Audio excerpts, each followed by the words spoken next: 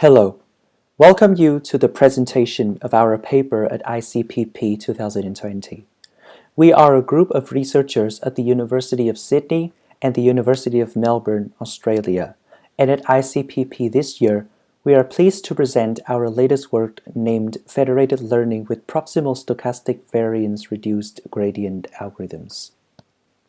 In this video, we will start off by introducing you to federated learning, briefly mentioning the promises it brings to machine learning at scale and the challenges we need to overcome to build effective and robust federated learning systems. We will then move on to rigorously define the system model of our paper and the steps towards designing our proposed algorithm. Next, we turn to the convergence analysis, classifying the convergence of our algorithm and showing how to optimize its hyperparameters.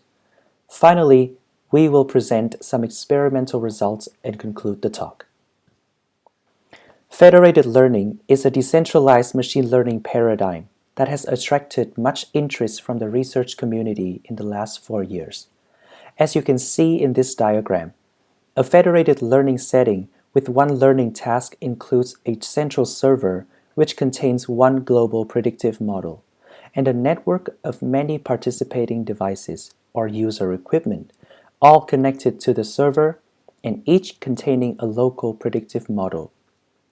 The objective here is for local devices to collaboratively contribute to learning the global model from their local data, without ever having to log that data to the server.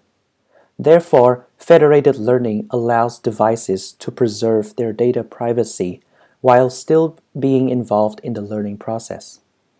A general way to do so includes the following steps. First, the devices will attempt to update their local model's parameters using their data. We call this step local computation. Then, instead of sending their raw data to the server, they send the learning parameters. The server will update its global model by collecting the models from devices and aggregating them, such as by averaging, into a new, updated global model. Finally, the server will send its updated model to the devices, forming new local models. This process continues until convergence, or a certain precision threshold is achieved. When the local devices use stochastic gradient descent, or SGD, as the optimizer, this algorithm is referred to as federated averaging, which is proposed in the same paper that coined the term federated learning. There have been numerous algorithms in federated learning, and we direct you to our paper for a list of related work. We have seen that federated learning is very promising as it allows building a model without exposure to users' local data. Nevertheless, there are two main challenges that hinder the potential success of federated learning. The expectation is that the network comprises a very large number of participating devices, and it is inevitable that there are large differences among them in many aspects. First, they differ in their hardware specifications, such as storage, computational, and connection capacities. It is likely, for example, that some devices get disconnected during the training process or fall behind others because their processors are not as powerful as others. Second, the dataset sizes in devices are normally different and most likely distributed in a non-independent and identically distributed manner. These two challenges have become the main reason why algorithm design and analysis are difficult in federated learning, and to address them, we made the following contributions in our work. We propose a federated learning algorithm which makes use of the Proximal Stochastic Variance Reduced Gradient, or SVRG, method called FedProxVR. The gist of FedProxVR is to update the model until some local accuracy threshold on devices is achieved. Then we analyze the convergence of our algorithm, focusing on how to set the learning rate to achieve convergence and the found convergence rate. We then move on to characterize the trade-off between the convergence of the global model and that of the local model. Finally, we propose a method to minimize the total training time for FedProxVR in practice. Let us first define the system model used throughout the paper. We consider a federated learning network of n users. Each user n has a dataset of size dn. We denote the total data size as d, which is simply the sum of all users' data sizes. On each device, we define the individual loss f of w as follows. This is generally referred to as the empirical loss because we cannot assume the distribution of data and can therefore only find the expected loss by taking the average of the individual loss from each data point. In federated learning, we wish to solve this minimization problem of f bar w, which is the average loss from all devices, weighted by their data sizes. To assist our convergence analysis further in the paper, we make some mild assumptions that can be found in many loss functions used in machine learning today. You can recognize the first assumption is that the loss function small f is Lipschitz smooth with parameter L. The second assumption is that the individual loss capital F is strongly convex with parameter negative lambda. And finally, the third assumption is that capital F is sigma divergence. We direct you to our paper for more explanation. In designing FedProxVR, we define a term called epsilon accuracy. Suppose at each global iteration S, W bar super S is the current parameters of the global model. We achieve an epsilon accurate solution if the average of the expected square of the norm of f bar over all iterations from 1 to capital T is at most epsilon. In order to solve the minimization problem defined in the previous slide, we make each device n solve the following surrogate function called Jn. Jn is simply Fn, which is the original individual loss function, plus an additional term Hs, where Hs is defined in 2. Here, Hs is non-negative and increases if the distance between W and the global model's parameters from the previous iteration is large.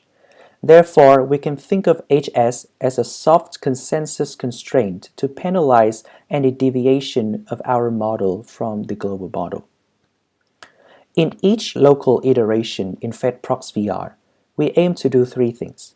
First, we find a variance reduction stochastic gradient estimator V super T sub ns. Then, we update the local parameters using the proximal operator. Finally, each device will send the updated parameters to the server for aggregation. There are two variance reduction gradient estimators that are used in our algorithm. The first one is called SARA, and the second one is called SVRG. What they aim to be is a replacement to the stochastic gradient found in SGD. For a comparison, we have shown the formula for finding the gradient estimator in SGD as well. Then the descent step is simply the parameters minus a learning rate times the gradient estimator. If you use the third formula in blue, you have the vanilla SGD algorithm. FedProxVR takes another step to find the proximal of the descent step, defined here. We wish to find the parameters W that minimize Hs of W, plus the regularization term for the difference between W and the descent step. Luckily, this minimization problem has a closed form solution here. Here is a schematic view of FedProxVR. It involves capital T number of global iteration parameterized by S. In each iteration, the devices will run in parallel. They set up some initial parameters such as the previous global parameter, which is here, the current stochastic variance reduced gradient estimator, which is here, and the proximal of that term, which is here. Then each device will randomly pick a data batch, find the gradient estimator and a new proximal of the descent step using that estimator. This is repeated for tau number of times. Finally, the device will randomly choose parameters W super S sub n from tau number of them and send that to the server for aggregation. Here. At the end of each global iteration, the server will average all local parameters sent to it, weighted again by their relative data sizes. Moving on to the convergence analysis of our algorithm. As a reminder, we display the definition of an epsilon accurate solution in here. In lemma 1, if we choose a fixed step size eta parameterized by the number beta, whose detail can be found in our paper, the convergence of the local models to a theta accurate solution depends on tau, which is the number of times we find the proximal of the descent steps. To characterize the convergence of FedProx-VR, we define the cost gap of a point W bar 0, which is the expected distance from F bar of W bar 0 to F bar of W bar star, where W bar star is the optimal parameters that minimize the global objective. In other words, W bar star is the solution to the minimization problem we defined at the beginning. In Theorem 1, we found that the number of global iterations has to be at least the term in 18 in order to achieve a globally epsilon accurate solution. To provide some more remarks on Theorem 1, we first note that small theta, which is the local accuracy threshold, and mu, which is the consensus parameter, are the important parameters of control in our algorithm. We would like to ensure that big theta is positive and large, which means that mu should be large and small theta should be smaller than this term, where sigma bar squared is the average sigma squared of all devices. Corollary 1 states that FedProx-VR has algorithmic complexity of 1 over big theta times epsilon. Compared to only using SVRG or SARA, this complexity is O of 1 over epsilon. If we want to speed up the convergence of FedProx-VR, it is necessary to ensure we have a large value of big theta. We call big theta the federated factor which determines the number of iterations in FedProx-VR.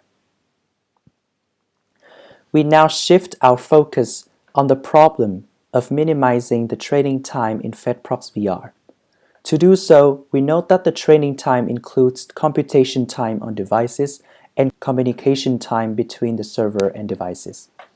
It is safe to neglect the time to aggregate models on the server. If we denote the computation delay as dCMP and the communication delay as dCom, then we would want to minimize the function in 19 here. We can transform this problem into another equivalent problem involving only 2 variables and fewer constraints in 23 and 24 respectively. This problem is unfortunately non-convex, but since it only contains 2 variables, we can use numerical methods to find the optimal solution. The graphs for the solution is found here. We remind that gamma is the ratio between computation time and communication time. We have some remarks on this figure. First, when gamma is small, which means communication is more expensive, optimal tau becomes larger. Devices are therefore better off having more local computation to update more on their models before sending them to the server. We also found that large sigma squared leads to higher beta and mu and lower small theta and big theta. The interpretation is that when the divergence parameters of the loss function is large, devices will have to run more local iterations to find an epsilon accurate solution. We note that the findings here verify our theory in the paper. Finally, in our experiments, we work on 3 datasets, 2 real and 1 synthetic. The real datasets are the familiar MNIST and fashion MNIST. and the synthetic dataset follows a logistic regression function.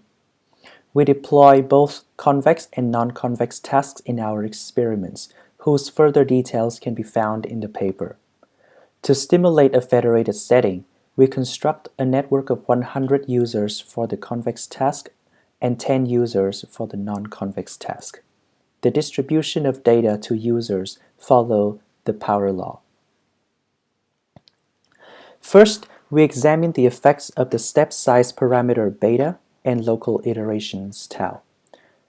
When beta and tau are smaller, 5 and 10 respectively, which is equivalent to larger learning rate eta and gamma, FedProxVR gains a notable performance improvement from federated averaging. Second, when beta and tau are increased to 7 and 20 respectively, not only can we see an increase in the performance gap, the training losses and the test accuracies of all algorithms also converge faster. In scenarios in which device-server communication delay is more expensive than local communication delay, meaning small gamma, increasing the optimal values of tau and beta to certain values will reduce the communication cost while at the same time ensuring algorithms converge. Finally, if the value of tau is set to be higher than its upper bound specified by beta, or A in FedProxVR using SVRG, thus violating lemma 1 specified earlier. The learning curves of FedProxVR fluctuate much more noticeably, although the performances of FedProxVR and federated averaging are still improved and distinguishable. Therefore, with the choice of tau such that its lower and upper bound conditions are satisfied, FedProxVR is expected to converge better than federated averaging. This is the average test accuracy on all devices corresponding to the previous slide. We can also observe that FedProxVR gains performance improvement from federated averaging in terms of test accuracy too. We now examine the effect of proximal penalty parameter mu. We use 4 values of mu, 0, 1, 2, and 4, and when using Sera and SVRG. Using FedProxVR on the synthetic dataset, we observe that the training loss of FedProxVR diverges when mu is 0, and increasing mu stabilizes the loss, allowing it to converge. However, it is also noticeable that larger values of mu will make the convergence of FedProxVR slower, which is expected because mu relates to the penalty of our model being far away from the current global model. Therefore, mu reflects the trade-off between the smoothness of the learning curve and the convergence speed of FedProxVR.